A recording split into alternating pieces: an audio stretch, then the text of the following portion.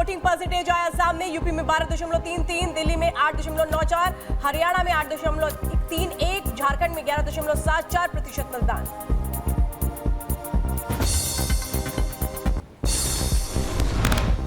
छठे चरण के मतदान के लिए उपराष्ट्रपति जगदीप धनखड़ ने अपनी पत्नी के साथ किया मतदान। दिल्ली के उपराष्ट्रपति ने वोट डाला।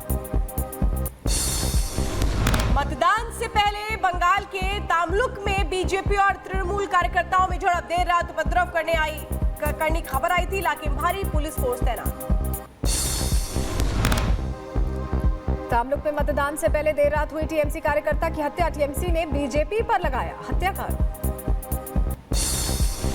जम्मू कश्मीर के अनंतनाग में पीडीपी प्रमुख महबूबा मुफ्ती ने डाला वोट। मतदान के बाद महबूबा मुफ्ती ने कहा, पुलिस की कार्रवाई पर उठाए सवाल। कहा, पार्टी के कार्यकर्ताओं को उठाया जा रहा है।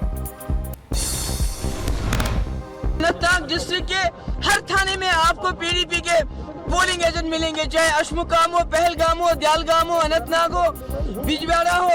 आप जहां भी जाएंगे, कुकरनाग, लारनू, वेरीनाग, हर जगह हमारे लोग बंद हैं।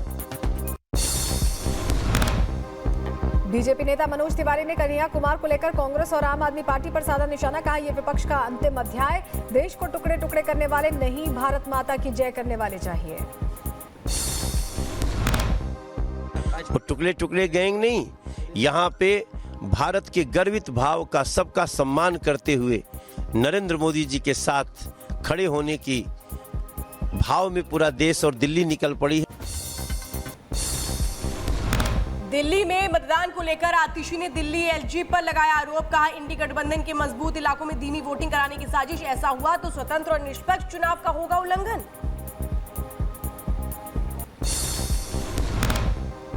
विदेश मंत्री एस जयशंकर ने किया मतदान। जनता से की मतदान करने की अपील। कहा, देश को विकसित बनाने के लिए मोदी सरकार को करें वोट। दिल्ली बीजेपी प्रदेश अध्यक्ष वीरेंद्र सचदेवा ने अपने मत का किया इस्तेमाल। वोट डालने के बाद लोगों से की मतदान करने की अपील। कहा, आएगी तो मोदी सरकार।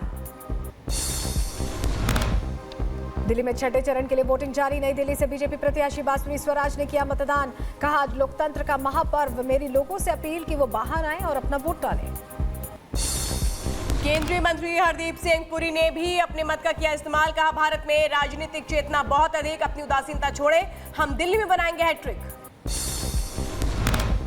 दिल्ली की पूर्वी दिल्ली सीट से बीजेपी सांसद गौतम गंभीर ने भी डाला वोट। मतदान के बाद बोले गौतम गंभीर। कहा, हमारी शक्ति हमारा लोकतंत्र।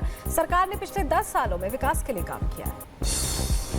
हरियाणा के सिरसा में जन नायक जनता पार्टी के अध्यक्ष अजय सिंह चौटाला और पूर्व डिप्टी सीएम दुष्यंत सिंह चौटाला ने डाला वोट। मतदान के बाद लोगों से मतदान करने की अपील। ओडिशा के पुरी में बीजेपी उम्मीदवार संबित पात्रा ने भी अपने मत का किया इस्तेमाल। वोट डालने के बाद संबित पात्रा बोले, मैं लोगों से मतदान करने के लिए करता हूं अपील। हरियाणा के मुख्यमंत्री नायब सिंह सैनी ने भी डाला वोट। लोगों से की वोट करने की अपील। कहा, लोकतंत्र के इस महापर्व में बने भागीदार। जम्मू कश्मीर में अनुच्छेद 370 हटने के बाद पहली बार मतदान। दक्षिणी कश्मीर के शोपियां में मतदान केंद्रों पर वोट डालते दिखे लोग। हरियाणा के पूर्व सीएम भूपेंद्र सिंह हुड्डा ने लोगों से मतदान करने की अपील की। कहा, मतदान के अधिकार का करें प्रयोग, बड़ी संख्या में करें मतदान।